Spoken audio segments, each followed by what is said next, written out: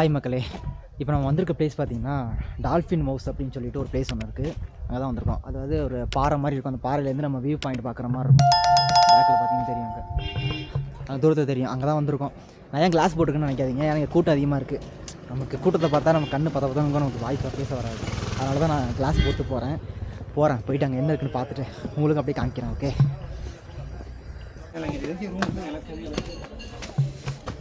இங்கே போகிறதுக்கு பார்த்தீங்கன்னா கொஞ்சம் ட்ரக் பண்ணி போகணும்னு நினைக்கிறேன். இங்கே பாருங்க ரோட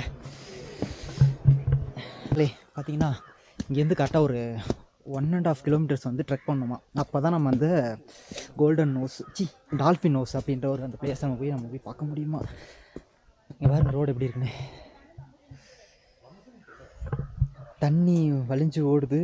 நான் அந்த ஷூவை போட்டு போக முடியுமான்னு தெரில. வாட்டர் பாட்டில் இங்கே இல்லையாம்மா, 5 லிட்டர் கேன் மட்டும் தான் இருந்துச்சாமா. அதை நான் தூக்கிட்டு இங்கெல்லாம் நடக்க முடியாது. ஸோ அதனால் ஒரே ஒரு சபனப்பு மட்டும் வாங்கிக்கிட்டு நடந்து போக ஸ்டார்ட் பண்ணிட்டேன். ஏன்னா நான் வாட்டர் கேன் எடுத்துகிட்டு வரல, பேக் மட்டும் என்னோடய டேங்க் பேக் மட்டும் மாட்டிக்கிட்டேன். நான் போகிறேன், போயிட்டு காமிக்கிறேன்.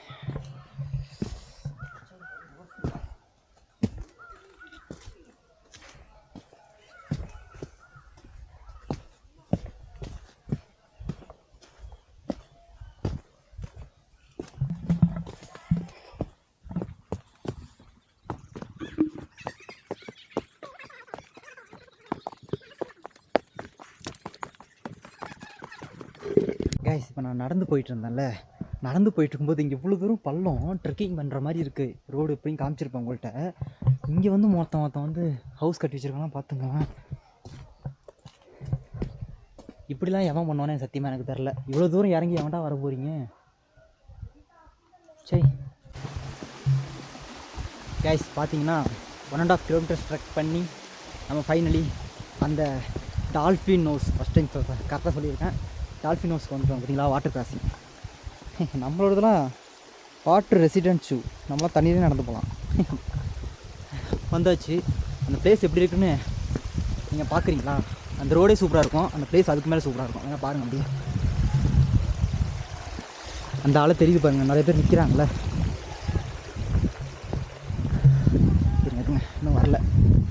அந்த கார்னரில் நிற்கிறாங்க பாருங்கள், அவங்க தான். இப்போ கேமரா வச்சு எடுக்கிறாங்கப்பா தைரியமாக. நான் போய் எப்படி நிற்க போகிறேன்னு தெரில. இப்போ நான் போகிறேன், அந்த இடத்துக்கு போய் நின்று பார்த்துட்டு ட்ரோன் எடுத்து பறக்க விட போகிறேன். Drone, okay, drone view 3, 2.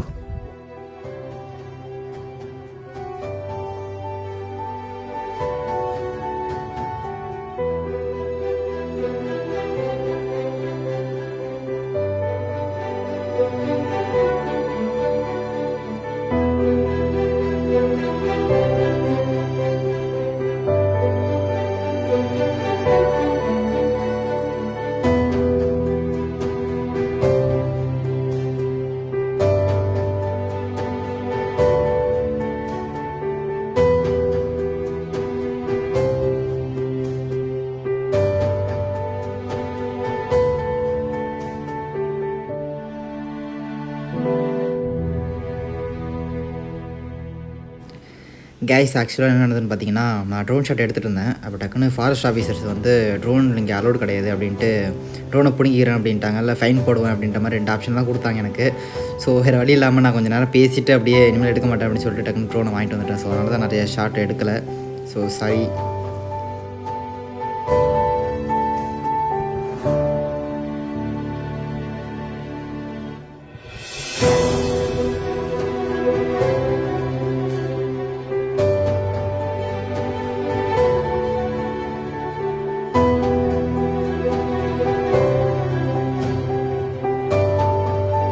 பார்த்தீங்கன்னா அந்த டால்ஃபின் நோஸ்க்கு நான் வந்துட்டேன். இதான் அந்த வியூ பாயிண்ட். ஓகேங்களா, நான் ஆல்ரெடி காமிச்சிருப்பேன் வியூ பாயிண்ட்டு.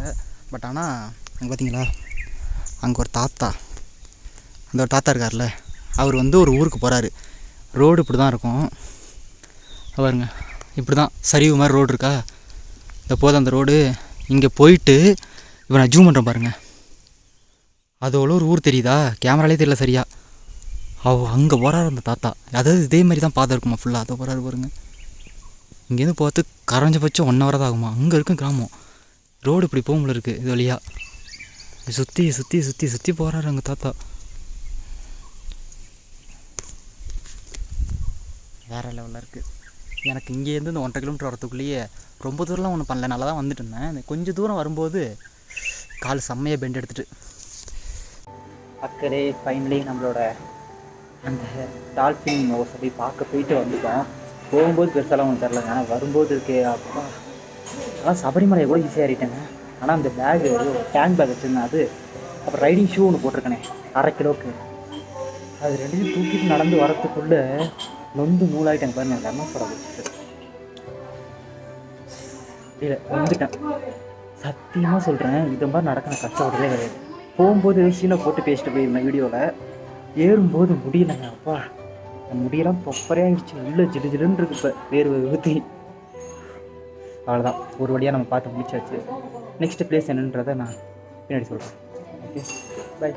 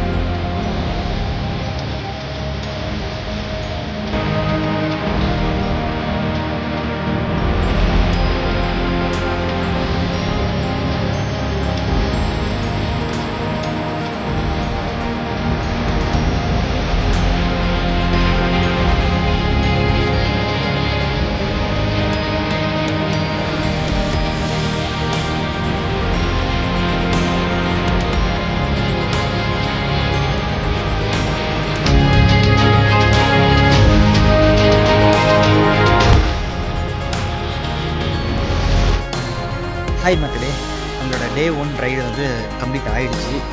அதாவது கோப்ரோவில் வந்து சார்ஜ் இல்லாமல் ஆஃப் ஆகிடுச்சுங்க, அதனால் நான் அப்பயே அங்கேயே எண்ட் பண்ணியிருக்கேன். ஸோ ஓகே, வீடியோவை எண்ட் பண்ணலாம் அப்படின்றதுக்காக தான் அந்த வீடியோ எடுத்தேன். கேஸ் நான் இன்றைக்கி ரைட் பண்ண மாதிரி சத்தியமாக இன்றைக்குமே ரைட் பண்ண கிடையாது.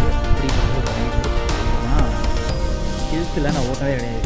ஒன் பேஜ் மாறினேன், இங்கே தான் ஃபஸ்ட் டைம் ஓட்டியிருக்கேன். நல்லா இருந்துச்சுங்க. ரொம்ப நாளைக்கு அப்புறம் நிறையா பிளேஸஸ் சுற்றி பார்த்த மாதிரி வீடியோவில். மறக்காமல் சேனல் சப்ஸ்கிரைப் பண்ணிட்டுங்க, பக்கத்தில் பெல் ஐக்கான் கிளிக் பண்ணுங்க. நான் இன்னும் கண்டிப்பாக வீடியோ போடுவேன். ஏன்னா நிறைய பிளேஸை அதுக்கு ரெடி ஆகிட்டேன். சொல்ல மாதிரி ஒரு டெஸ்ட் ரைடு மாதிரி தான். எப்படி இருக்கும், ஓகேவாக இருக்குமா, நம்ம இப்படி பண்ண தெரியுமா, ஃபஸ்ட்டு வ்ளாக் பண்ண தெரியுமான்னு யோசிச்சுவேன். இப்போ இவ்வளோ நேரமாக பேசிகிட்டு இருக்கேன் கேமரா பார்த்து, அதுவே கற்றுக்கிட்டது ஒன்று தான். ஏன்னா கட் பண்ணி தான் அடிக்கடி முன்னாடி பேசுவேன். இப்போ தான் கொஞ்சம் டெவலப் ஆகிடுச்சு. போகவே ஃபுல்லாக டெவலப் ஆகிடும் நினைக்கிறேன்.